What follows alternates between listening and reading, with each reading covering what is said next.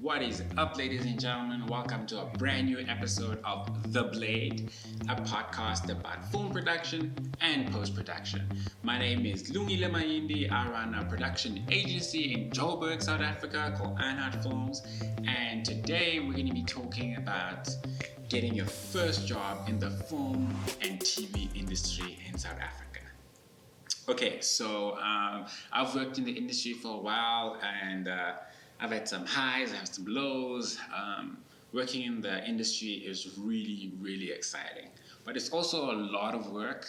It's a lot of hard work. I've had worked at companies where I had like crazy late nights, early mornings, terrible bosses, terrible companies, and great bosses and great experiences. And a lot of the things that I went through, I think I just got to places where I got to by just taking chances and just trying things out.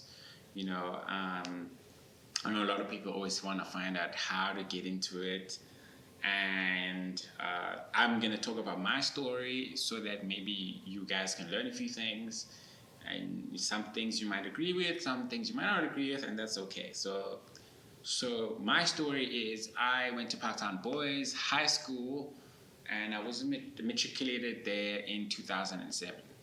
But before I matriculated, I always wanted to work in movies and television, and I just didn't know how to go about doing that.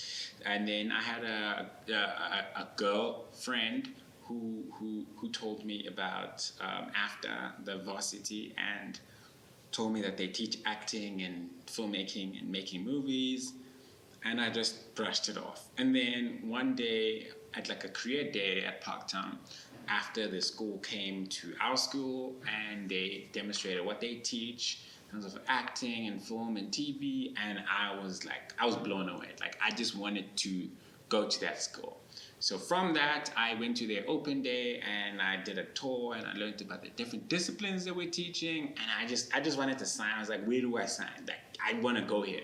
And then I had to convince my parents to study there, because I'd always wanted to work in film and TV, but they always used to say, show us a job where you can get a job in TV, in the newspaper, in the Sunday Times newspaper, or classified. And I couldn't, because I didn't know anything about the industry. But it was like a big push and pull and struggle. But finally, once I found AFTA, they agreed to pay for me to go there, and I went to AFTA, and I learned a lot. I made a lot of cool friends that some of them I'm still friends with in the industry now. Some of them I still see them, we speak on the socials, but I learned so much, But one thing I did when I was in AFTA in first year, I saw this guy called Brandon Jack. I saw he had made a movie called Straight Outta Benoni. And I just emailed him, dude. And I was like, yo, I see you guys made a movie at Artistic Clinical. I see the billboard at like Rosebank. And I'm like, I want to work with you guys. I don't care. How can I just and the guy, for some reason, he emailed me back. I didn't even know where I got the courage to email the guy and say, I want to come job shadow in your workplace. And then all of a sudden, once he emailed me back, he said, yeah, you can come work on a commercial with me. I think they did a production with Red Pepper Productions, or they were hiring gear from there. And then they were shooting a commercial for Goldwagen, which is like a car parts company in Randburg. So I got to the set and I learned so much. I asked so many questions. I was helping out on the commercial set. I'd never been on this was my first commercial set. This is in first year. And I'd bunked school to go there because, dude, I was like, commercial school, I'm going there. But I don't encourage people to bunk school, but like that was just like something that I had to do. And like I had to just take the leap. And from there, I learned a lot, and then I went back to school. And when I went back to school, after they had this program where first years help third years with their film projects. So it's like a mentor, job shadow type setup. So I helped out this producer with a few projects, and we kind of bonded because, she saw something in me. And I remember one day, the first time we actually worked together, we went to go shoot a short film in Mpumalanga, in Bronkhorstspruit, and there's a township there. And we got there at 6 a.m. in the morning, and then they were like, yo, you need to get us a toddler, you need to get us a guy on a bike. And I was going to be first AD. And I was like, what? I don't know anyone here. Like, where am I supposed to go? Like, I don't know what happened, but like something in me just told me, just go do it. And I went around knocking on people's doors, and I found like a toddler to borrow, which I then returned after like shooting. And then I saw a bike outside this guy's house, and I knocked and said, hey, whose bike is this? And then the guy was like, it's mine. I was like, yo, do you want to be in a movie? Come be in a movie. And the guy agreed. And then he was like, a guy rode a bike in like a shot in the movie. But it was cool. And it was crazy. Like, I didn't know I felt like I was going nuts because I was so outside of my comfort zone. And then I had to get like extras, like 40 or 30 adults to play like a mob justice scene. And I had to get them, Jay, just in the street. I also had to coordinate like a school, a bunch of kids playing soccer, like 20 kids. And luckily I'm good with kids, so I just told them, just play soccer and we'll just record you guys. And yeah, that's what we did. And it was great. It was like a crazy experience because you were tired, you're exhausted, you're feeling like you're going crazy because it literally stretched me out of my comfort zone. I felt like I was tearing apart. Like maybe that's how it feels when you grow and you become a better person, but like that's how I felt. I felt like I was getting torn apart, but coming back together a better person.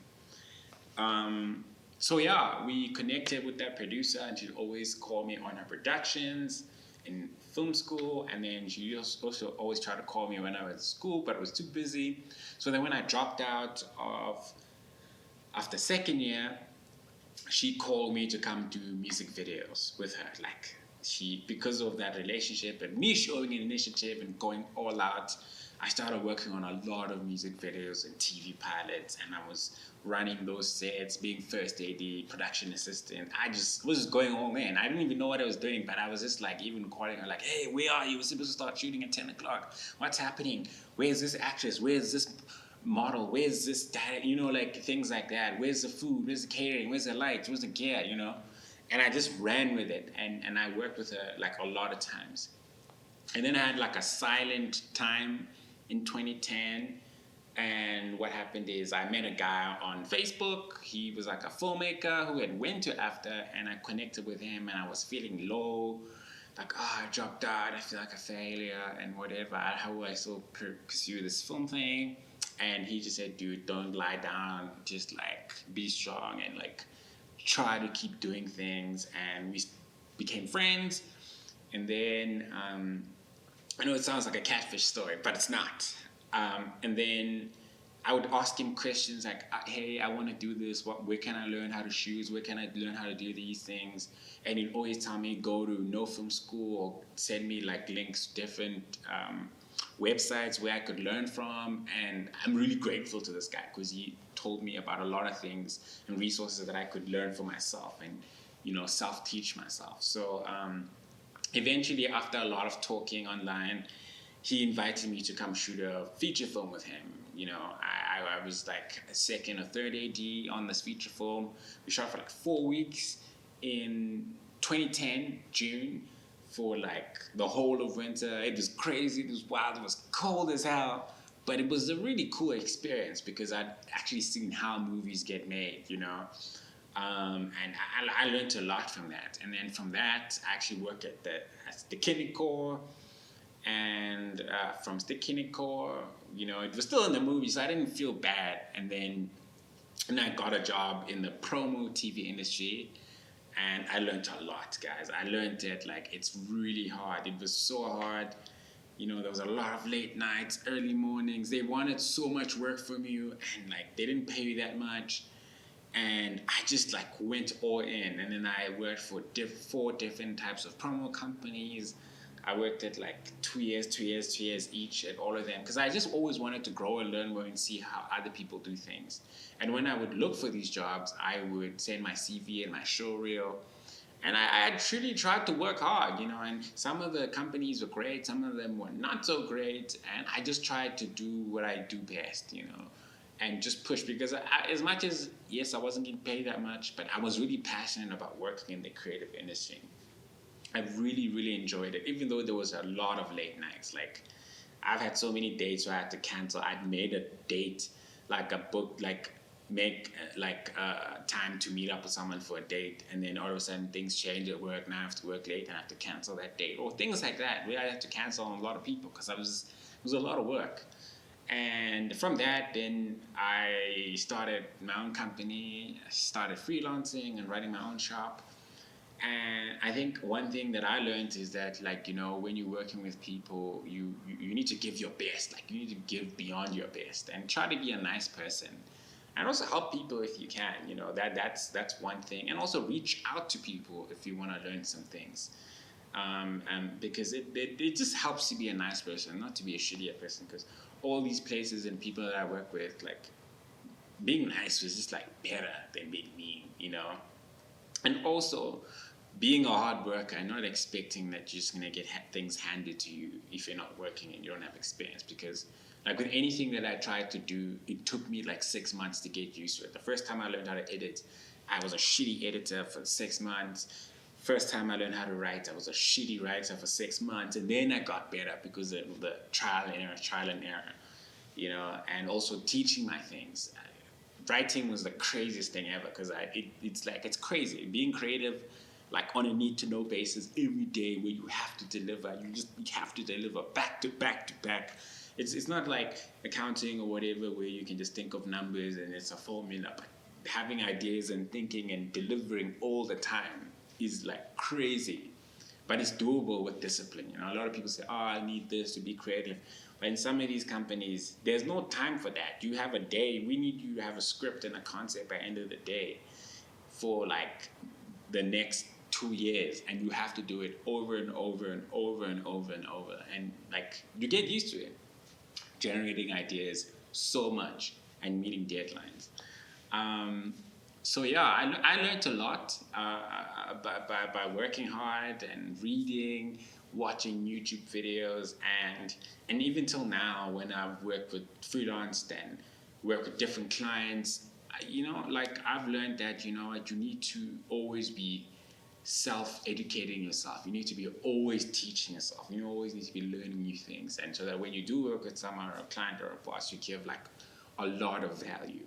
Because it is rewarding work to work in the creative industry, and it's hard work and it's competitive, but it's really rewarding for me. Like, I won't lie, even though it is difficult, but like, it's worth it, you know. I think only the best companies like rise above because they're consistent for a long time and they always try to be better. So that's what I would say, like, always try to make your skill better, whether you're a photographer or whatever you do. Just always be learning and always trying to be better, because that's the only way you're going to be seen as valuable to other people, you know. And also, one thing I learned that I used to do, I used to send emails for jobs where I'd have links to different links of my work. I'd have work on Vimeo, work on Behance, work on YouTube, until I decided I needed to create a website with just my work. So now when I send my work, I just send someone a link to all my work on one page. You know, it's just like making things easier for myself to get work, you know. I built a website with WordPress and Elementor. It's kind of like Wix, but a little bit better.